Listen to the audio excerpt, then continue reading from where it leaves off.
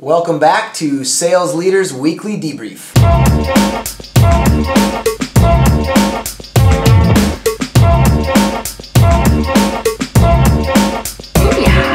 This week we're going to talk about how motivation leads to better sales.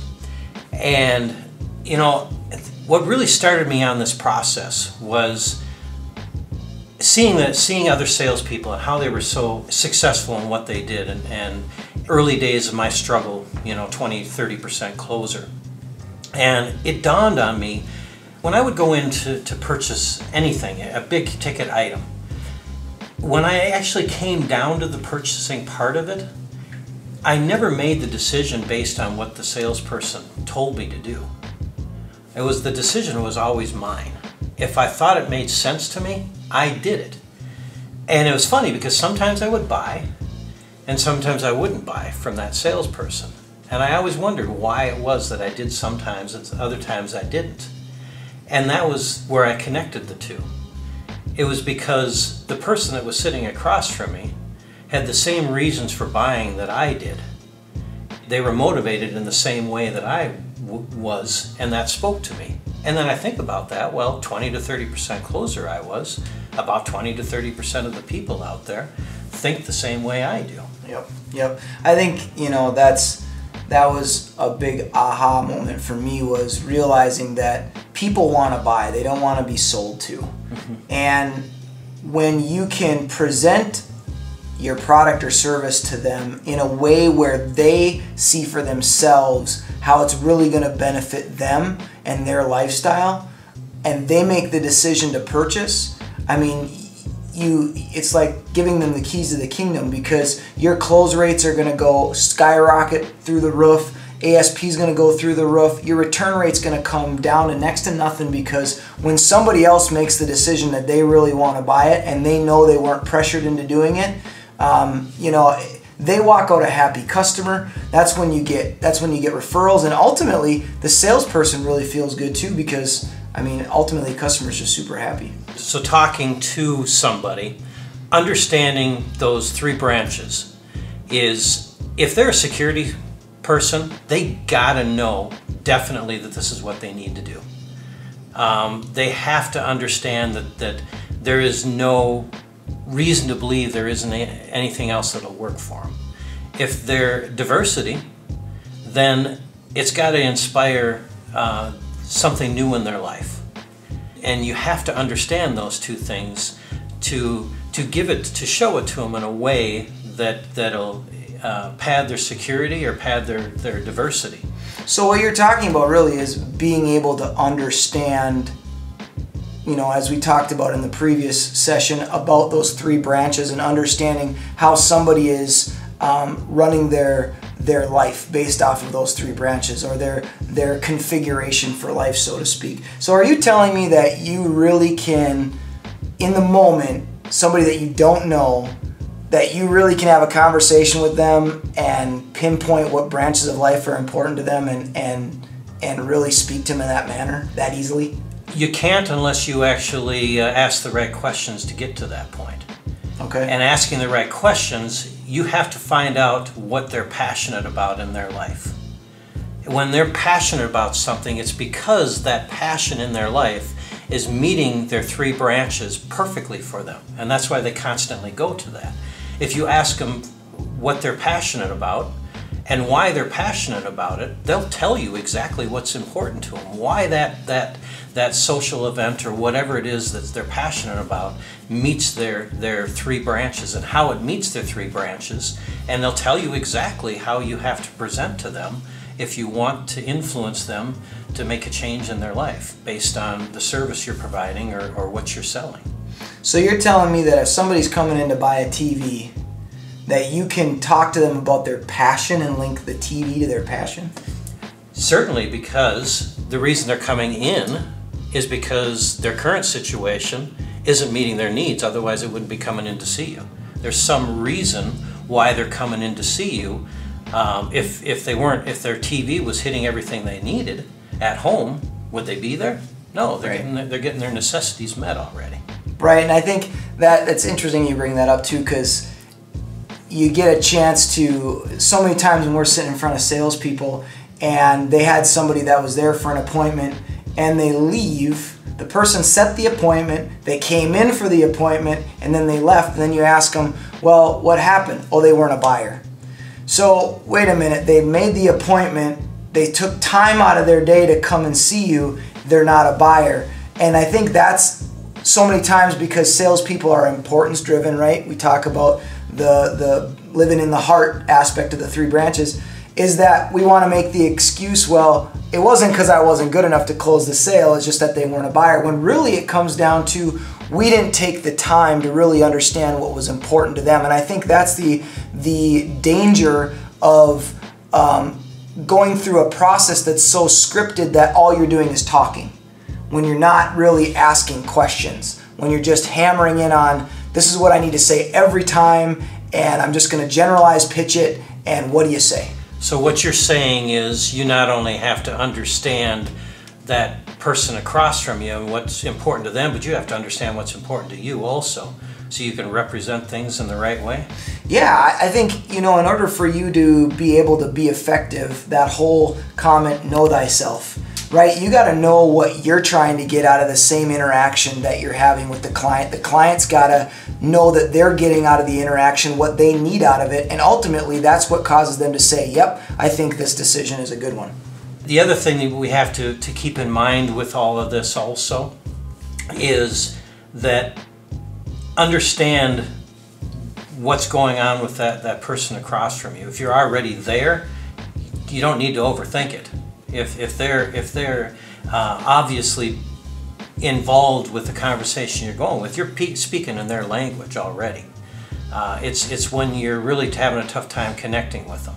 And this is not only about understanding their three branches, but it's also understanding how they speak, how they move themselves, and mimicking that also, because that also speaks to their necessities. Let me ask you a question. How do you tie in this three branches? So let's say the interaction's going completely wrong, right? We've been in one of those where it's just like, wait a minute, this is just not going the way that it needs to go. How do you use the three branches to understand how to pull back and basically re-engage with that customer? Don't be afraid to say what's on your mind. Never be afraid to say what's on your mind. You know what, I don't think this appointment's going that well. Why does it seem like we're not connecting here? Ask them. It's going to change their pattern. Everything they're doing is in a pattern to meet their three branches. And it's a pattern they're used to that meets those three branches. When they get into a pattern it's not working for you, you got to break that pattern and make them do something else. And you shock them by that. You say, you know what, this doesn't seem to be going that well right now. Somehow we're not connecting here. How do you think we can connect better? Ask them. They'll come up with a reason for their reasons. And then you can move on from there. You got to be not afraid to do that. You got to be comfortable enough in your own skin to say what's on your mind all the time without fail. And obviously you got to say it in the right way that's not condescending to them. But if you ask them, they're going to tell you and they're going to help you out through it. People want to help each other. It's being okay, not okay. They want to be more okay than you are. So always ask them, how can we get through this? So it reminds me of a story actually of a buddy of mine that sold cars in California. And whenever he was having like an interaction that just wasn't going bad, he always had a cup of cold water that was sitting next to him. Because when it was going bad, he'd dump it on his head. And then what would happen is it would shock the customer. They didn't know what was going on, but it kind of gave them permission, like you said, to break that pattern. And I think understanding that, you've got to be able to reset the process, and that it's okay to reset the process. But I'm really curious, Mike, what do you think would be, so we're talking about these three branches, talking about identifying, what three branches they're in. What do you think would be some key questions that you could ask that would help identify that? So I would ask you, what are you passionate about? What is something you're passionate about in your life? I enjoy helping people. Okay, so what does that entail, helping people? Well, I enjoy being able to help people reach their potential through You know, teaching them leadership. I believe everybody is a leader, so being able to pull that out of them and help them realize that so they can reach their, you know, their dreams and their goals is something I'm very passionate about. And what is it about that you like? I really enjoy I enjoy seeing them get somewhere that they didn't really think at first that they could get to.